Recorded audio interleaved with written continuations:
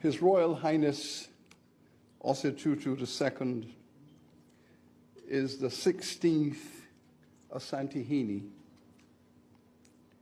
He was installed in the ceremony of the chair on the 26th of April, 1999. He is a direct descendant of Otumfuo II,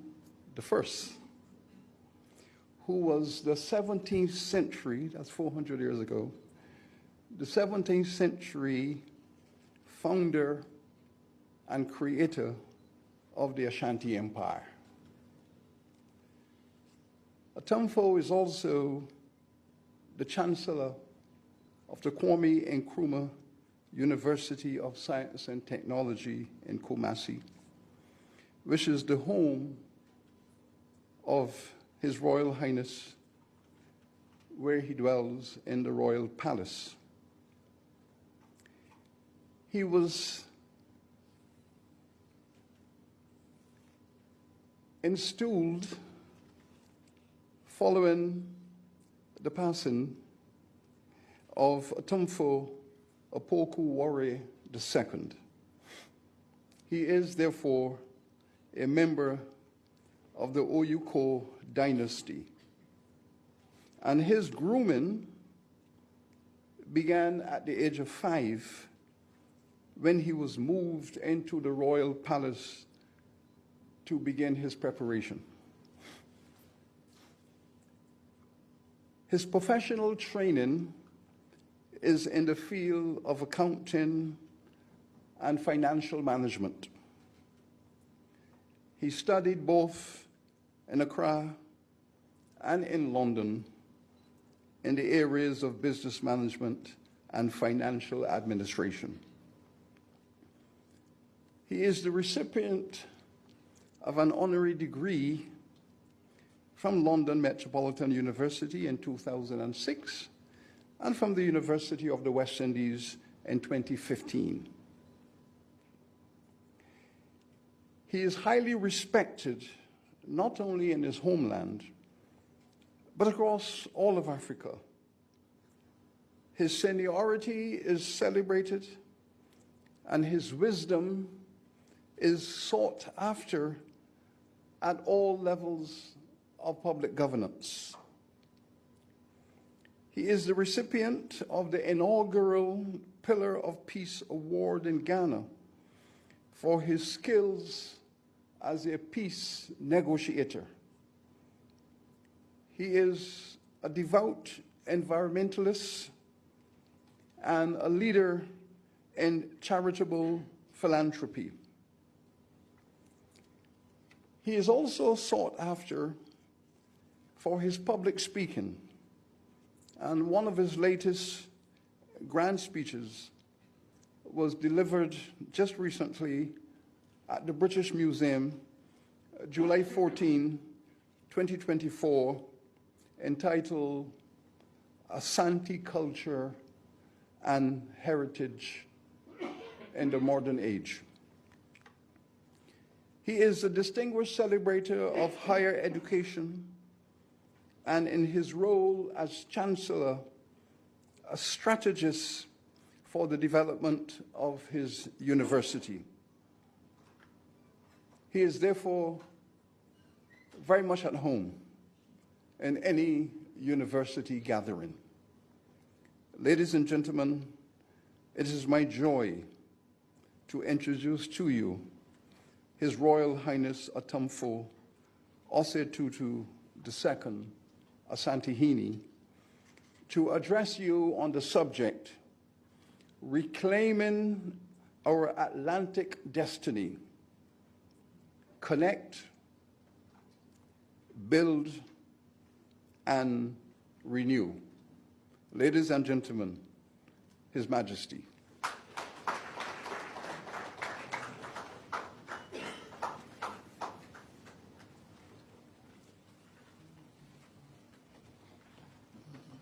Please sit down. Please sit down. Wasaji for Gunaguasio, Plasantina Casange. Oh, Saji for Gunaguasio, Plasantina Casange. Otacoini Case, Probiane Casange. Otacoini Case, Probiane Casange.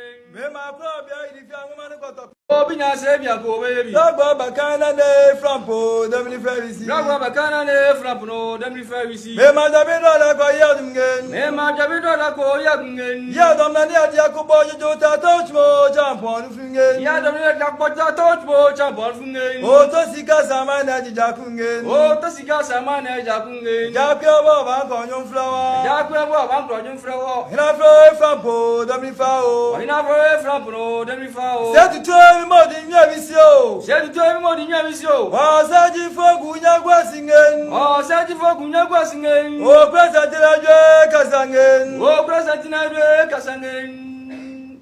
Oh, Blue of Rubber them, if I Gunyagua Sadunia Chemebra. Joe. The Honorable Prime Minister of Grenada, my son, I'm yet to visit you, but I will come. Joe. The Chancellor and my course mates, 208 graduates, I still remember you. Joe. And when I saw you, I said, okay, well, we'll graduate together. Thanks to the Vice Chancellor. Joe. My dear friend, how are you? I realize that you are in good hands. You're being looked after, and thank you very much for covering very, very well. Joe. We should use our combined strength and speak with one voice on issues like the reform of Bretton Woods institutions to enable them better serve the needs and interests of small and developing countries. Young. But you know, if we manage our economies well, the diaspora here, we can collaborate with Africa. Africa has all the resources that we don't have to go to the Bretton Woods for the money. We don't have to. If we manage it properly, we can look after ourselves. We have all the resources, we have everything there. And so the students, people who've gone to school, engineers and also are there. So we can plug them from Grenada, from Barbados and everything, give them, charge them with, so the mining engineers, go and dig the mine. The doctors, run the hospitals. Let us run it for profit. And then we can do it. But we go to Australia, they take my concession, and they go to put it on the stock exchange and take the money and bring back and buy the machines and bring back, telling me it's an investment. But we give them the concessions because I'm not in charge of the concessions, the government that is in charge of the concessions. And they take only 10%.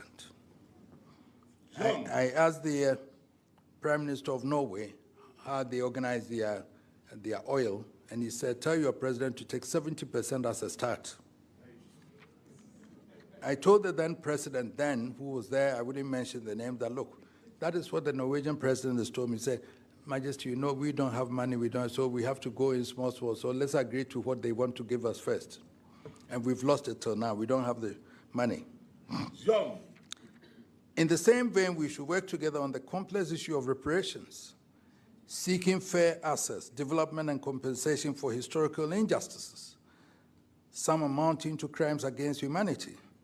The transatlantic slave trade was the largest long-distance forced movement of people recorded in history. If truth be told, it was a crime against humanity. We may have forgiven the perpetrators of such heinous crime, but we should compel them through strong international advocacy to atone for their sins. Young.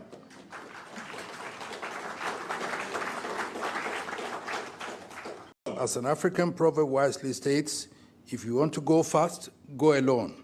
Young. If you want to go far, go together. Young. Our destiny across the Atlantic is not a foregone conclusion. It is about what we choose to make of it. Let us work together to ensure the Atlantic no longer symbolizes a barrier, but rather a vibrant living connection, an unbreakable bridge between our people. By choosing to connect, build, and renew, we can create a powerful global Africa that takes its rightful place on the world stage. Young. Let us see this glorious opportunity to work together, to support each other, and to ensure a prosperous future for all our people. Young. The time for action is now. I will end with mind-bending quotes from two Greek philosophers. The first, from Heraclitus, says, "No man ever steps in the same river twice, for it's not the same river and it's not the same man." Jump. This is the philosophy of constant flux. Once one steps into the river, the water touches, swirls away. As for the man, his awareness, thoughts, and feelings change carefully. Time can't be stopped or returned to. The world is constantly moving, constantly changing. Africa and its diaspora have to move with the times. Jump. The second, from Epictetus, says, "First say to yourself what you would be, and then do what you have to do." It means as individuals, or in this context, as countries and regions, we are required to intentionally choose goals and values. In short, we should not just drift through life. If we choose a goal or have a vision, then we should follow that vision. In short, we need to pursue vigorously and expeditiously our union of global Africa with one voice on the world stage. May God bless our determined efforts to connect, build, and renew. Thank you very much. Jump. Jump. Yeah, what about you? What about you?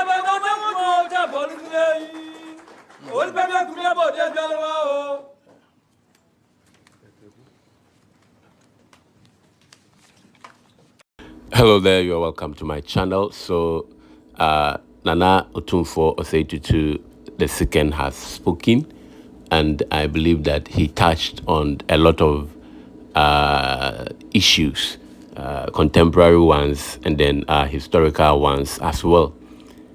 But I have some few comments to make about some of the things that Nana touched on.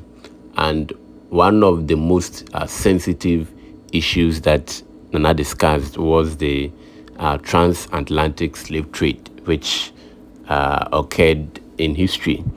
And in Nana's speech, he made mention of the fact that some Surinamese, came over to him and then asked him that, "Nana, why did you sell us to the white?" And Nana made some claim that, even today that we called ourselves educated and enlightened, we are still controlled and manipulated by the West.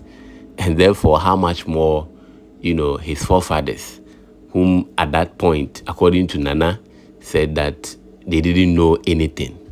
And I think that I beg to differ from that point if Nana really says that his forefathers knew nothing. And I think that the issue of slavery and the role that the chiefs played in the slave trade has become very, very topical. Quite recently, I think Wudimaya made such a statement and even accused the Asante chiefs for selling themselves, or their own compatriot to the European. And so I think that if Nana says that his forefathers didn't know anything, and that even we that today we claim that we are civilized and educated, we are still being manipulated. So in essence, what Nana was trying to say was that his forefathers were actually manipulated to sell these our brothers to the Europeans. So now Nana is calling for a reparation for the crimes committed by these Europeans. I believe that for that it's in the right direction. But I think the debate will still continue as to the role of the traditional leaders or rulers in the transatlantic slave trade. It's very, very, very sensitive. And, in Ghana, there is this custom that you don't really, go hard on a traditional leader. They are seen as, sacred people. And so these issues are very, very, very sensitive. But I believe that Otumfuo has agreed that, yes, some of the chiefs were complicit, including his own forefathers who sold some of our brothers to the to the Europeans. But he comes back to say that no, even today that we claim we're educated, we are still being manipulated. So it could be that that's the same thing. His forefathers were manipulated. What do you think about this issue of slave trade and reparation? Do you really think that Africans should be, compensated for this incident? And even if Africans are going to be compensated, who is going to receive these compensations? Which country is it going to? And how much is it coming? Which European nation is going to do that? Because there are a lot of them involved. And so share your view in the comment section. Do not forget to share, like, and subscribe to this channel.